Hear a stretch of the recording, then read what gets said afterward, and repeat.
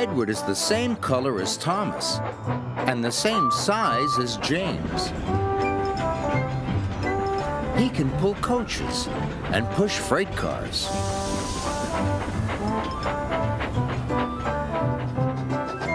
And he often works as a back engine. But Edward is old and not as strong as the other engines.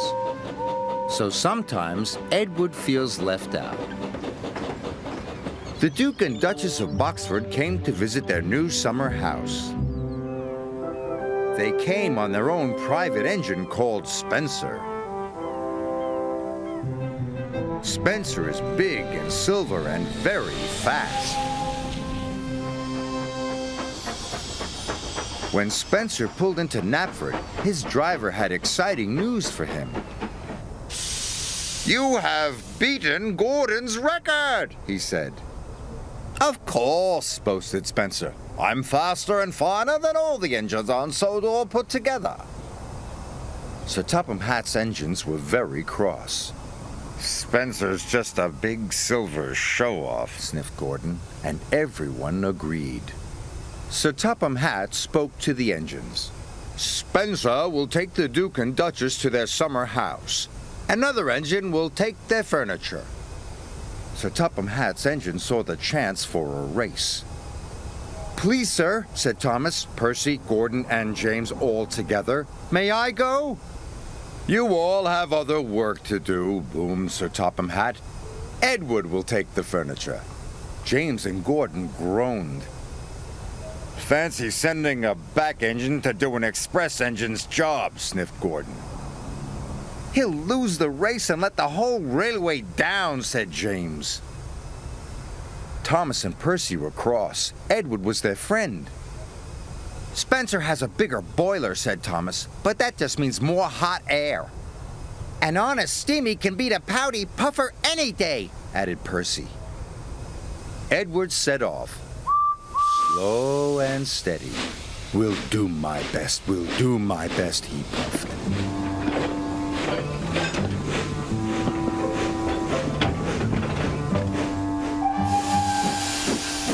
Spencer set off and quickly passed Edward. "I've won already," he boasted. And with a whoosh, he was gone.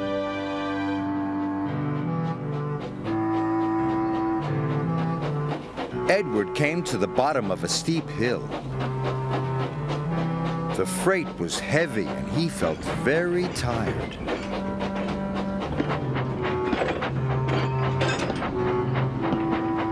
He huffed and he puffed and was soon at the top. He could see Spencer in the distance and chased him at once. Edward raced down the hill. Spencer stopped at Wellsworth Station. The Duke and Duchess wanted to buy some tea and cakes from the refreshment lady. Edward teetered into view. "Hurry, old boy," laughed Spencer. "Can't have you finishing too far behind me." Edward wished he could have a rest too, but the station master and the porters had heard about the race. "Hooray for Edward!" they cheered. Edward picked up steam and proudly puffed past Spencer. But then the Duke and Duchess finished their tea, and Spencer was off in a flash. He roared past Edward. Fastest and best, he boasted. Edward was nearly out of puff. The furniture felt heavier than ever.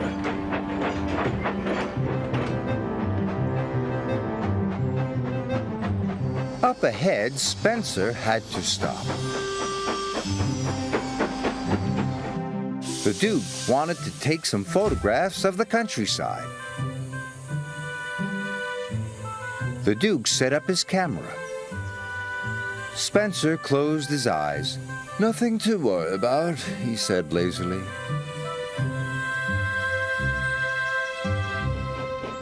Gordon was returning to Brendam Docks. He passed Spencer and knew Edward must be losing the race. "Edward is a waste of steam," he sniffed. But when Gordon passed Edward and saw how hard he was trying, he felt bad about what he had said. "Well done, Edward," he called. "You are a credit to the railway." Edward was so happy his boiler tingled. He found puff he never knew he had. The Duke and Duchess had finished taking photographs and were back on board. "Time to go," said Spencer's driver and rang the bell. But nothing happened. Spencer was dreaming of victory. He didn't hear the bell. And he didn't hear Edward puffing past him. Spencer's driver rang the bell again. When Spencer finally opened his eyes, he could see Edward heading towards the summer house. Nearly there, he gasped. Spencer took off as fast as he could. But as he reached the siding, his driver ordered him to slow down. "These are old tracks and you are a very heavy engine," he said. "You must go slowly."